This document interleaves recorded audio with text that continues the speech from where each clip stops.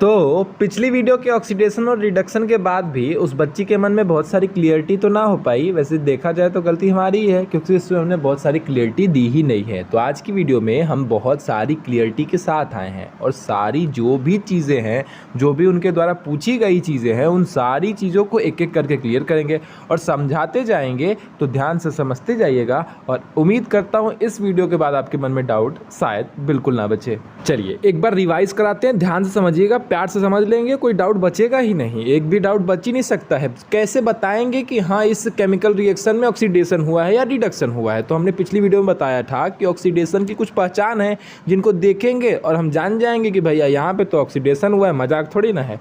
क्या पहचान था? पहचान ये था कि अगर हम देखें कहीं पे एडिशन ऑफ ऑक्सीजन हो रहा है, यानी कि ऑक्सीजन जुड़ रहा है, तो हम वहाँ पे कहेंगे कि ऑक्सीडेशन हुआ है।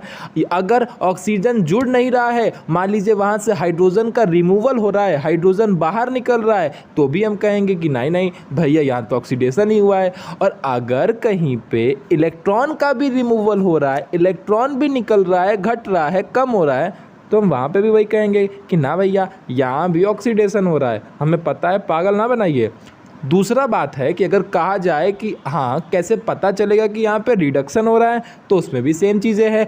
अगर ऑक्सीजन का रिमूवल हो रहा है, अगर ऑक्सीजन रिमूव हो रहा है, बाहर निकल रहा है, तो हम कहेंगे कि हाँ इसमें रिडक्शन हो रहा है। और अगर हाइड्रोजन का एडिशन हो रहा है, चाहे तो इलेक्ट्रॉन का एडिशन हो रहा है, चाहे हाइड्रोजन का चाहे इलेक्ट्रॉन का, इन दोनों में से किसी का भी एडिशन हो रहा हो, तो हम कहेंगे कि भैया इस बार रिडक्शन हो रहा है। माफ़ करिएगा लेकिन बात तो यही है कि हाँ रिडक्शन हो रहा है। तो हमने इससे ये चीज़ें समझ ली कि ऑक्सीडेशन का जस्ट अपोजिट हमारा रिडक्शन है। जो जो उसमें होता है वो इसमें नहीं होता है। यही प्यारी सी बात है और 100 बात की एक बात भी यही है। तो हमने इतना क्लियर कर लिया कि ऑक्सीडेशन रिडक्शन क्या है और कैसे पहचानना है कि इस केमिकल रिएक्शन में या इस इक्वेशन में ऑक्सीडेशन हो रहा है कि रिडक्शन हो रहा है।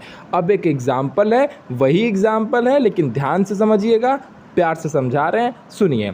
अगर हाइड्रोजन सल्फाइड क्लोरीन के साथ रिएक्ट करता है तो सल्फर प्लस 2HCl यानी कि हाइड्रोजन क्लोराइड या हाइड्रोक्लोरिक एसिड बनाता है। ठीक है, चलिए हमने इतना समझा कि हाइड्रोजन सल्फाइड क्लोरीन के साथ रिएक्ट करके सल्फर प्लस 2HCl यानी कि हाइड्रोक्लोरिक एसिड बनाता है या हाइड्रोजन क्लोराइड बनाता है।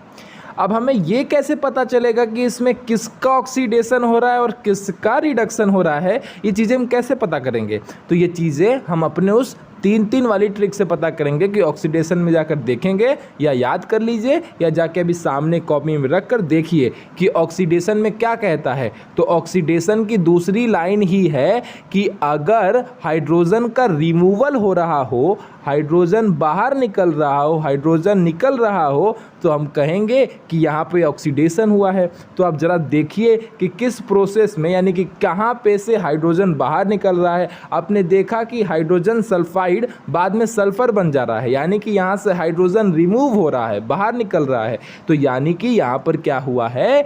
यहाँ पे ऑक्सीडेशन हुआ है। लूज ऑफ इलेक्ट्रॉन मतलब लूज ऑफ हाइड्रोजन, इसका मतलब कि यहाँ पर क्या हुआ है? यहाँ पर आपका ऑक्सीडेशन हुआ है। हाइड्रोजन बाहर निकल रहा है, हाइड्रोजन का लॉस हो रहा है, यानी कि यहाँ पर ऑक्सीडेशन हो रहा है। मन में कोई डाउट नहीं बचना चाहिए। दूसरी बात, दूसरा हम रिडक्शन में जानते हैं कि अगर कहीं पे हाइड्रोजन का एडिशन हो रहा है, हाइड्रोजन कहीं पर जुड़ रहा है, तो वहाँ पर आपका रिडक्शन होगा। जैसा कि आप Cl2 वाले कंडीशन में देख सकते हैं कि Cl2 उस साइड जाकर 2HCl बन गया है, यानी कि हाइड्रोजन का एडिशन हुआ है, यानी कि सीधी सी बात है यहाँ पर रिडक्शन हुआ है। अब तो कोई मन में डाउट ही नहीं बचा। वहाँ पे हाइड्रोजन रिमूव हो रहा था, हाइड्रोजन का लॉस हो रहा था, तो हमने कहा कि ऑक्सीडेशन हुआ। यहाँ पे हमने देखा कि हाइड्रोजन का एडिशन हो रहा है, हाइड्रोजन का प्रॉफिट हो रहा है, तो हमने कहा कि यहाँ पर रिडक्शन हो रहा है। वहाँ ऑक्सीडेशन, यहाँ रिडक्शन। बात समझ में आ गई? चलिए, ये सबसे पहली बात है। इसको हिंदी में कहते हैं ऑक्सीडेशन यानी कि ऑक्सीकरण, और रिडक्शन यानी कि अपचयन। ये सीधी सी बात है, ये आपने समझ ली।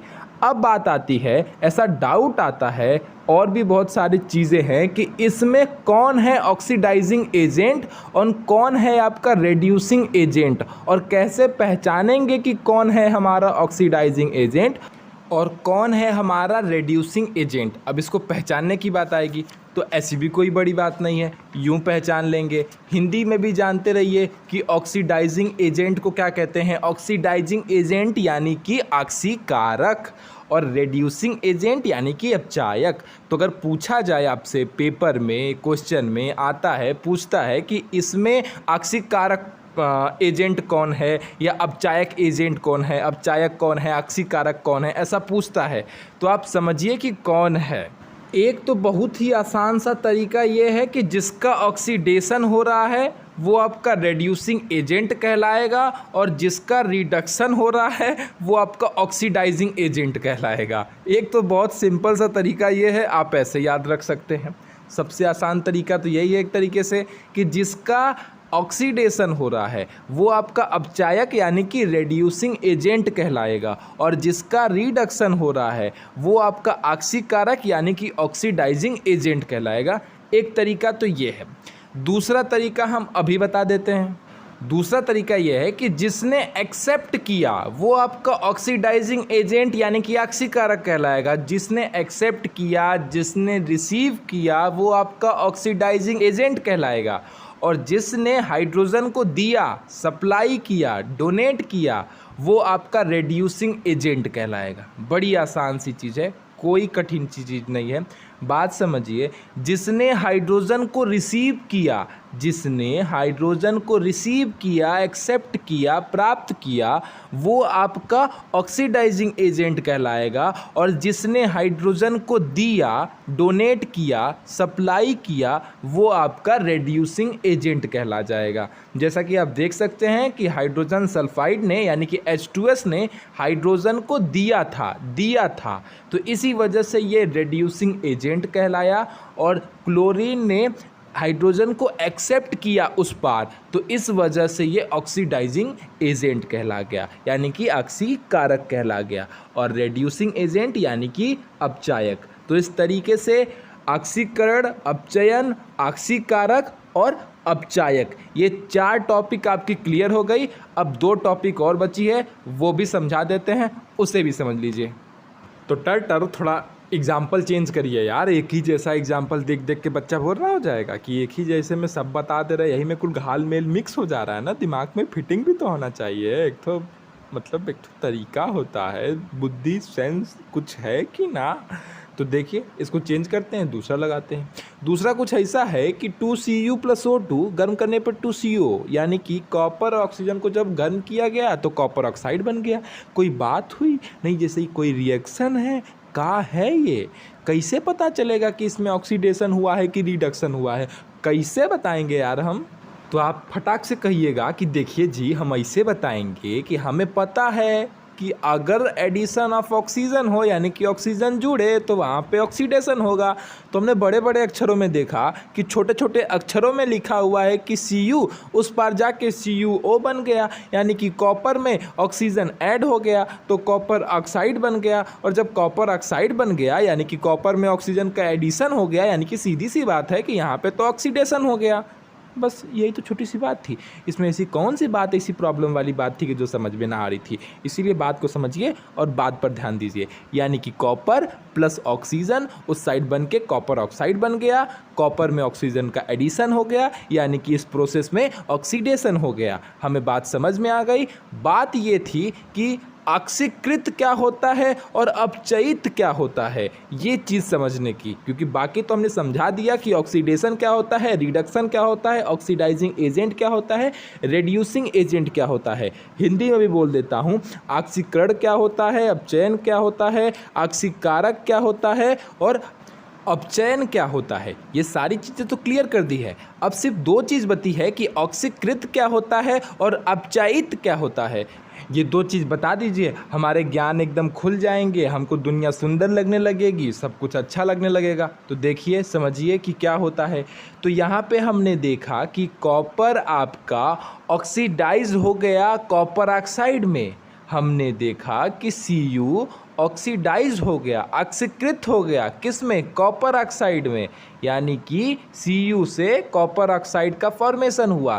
तो हम यही कहेंगे कि कॉपर ऑक्सीकृत हो गया कॉपर ऑक्साइड में।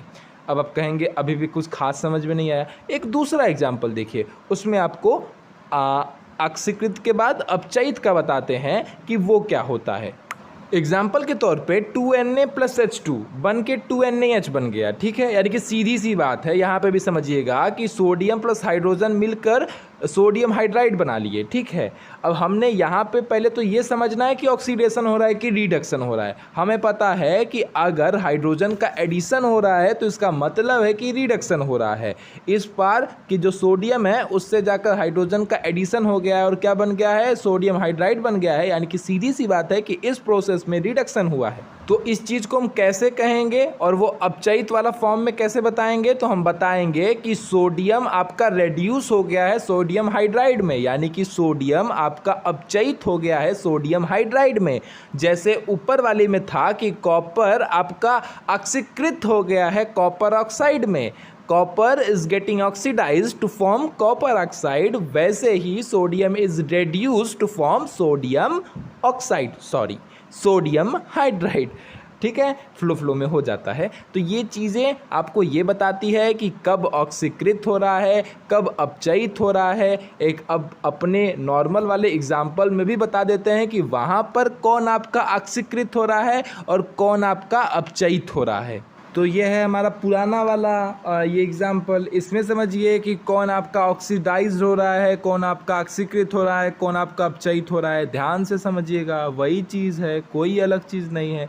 हमने देखा कि हाइड्रोजन सल्फाइड से सल्फर बन जा रहा है, हाइड्रोजन अलग हो रहा है, यानी कि यहाँ पे ऑक्सीडेशन हो रहा है। तो यहाँ पे हम कहेंगे कि जो आपका हाइड्रोजन सल्फाइड है वो getting oxide to form sulphur, ठीक है। यानी कि जो हमारा हाइड्रोजन सल्फाइड है वो ऑक्सीकृत होकर सल्फर का फॉर्मेशन कर लेता है, और जो हमारा क्लोरीन है वो अपचयित होकर हाइड्रोक्लोरिक एसिड यानी कि हाइड्रोजन क्लोराइड का फॉर्मेशन कर लेता है। यही प्यारी सी बात आपको समझ में आ गई होगी। उम्मीद करता हूँ अब बिल्कुल क्लियर हो गया होगा। एक बार फिर से बोल देता हूँ, हमने देखा कि H2S से S बना, यानी कि हाइड्रोजन का लॉस हुआ, यानी कि यहाँ पर ऑक्सीडेशन हो रहा है। तो हम कहेंगे कि हाइड्रोजन सल्फाइड आपका ऑक्सीकृत होकर सल्फर का फॉर्मेशन करता है, और वैसे ही Cl2 में आपका हाइड्रोजन का एडिशन हो रहा है, यानी कि रिडक्शन हो रहा है। तो हम यहाँ पर कहेंगे कि क्लोरीन आपका रेड्यूस होके हाइड्रोजन क्लोराइड का फॉर्मेशन कर रहा है।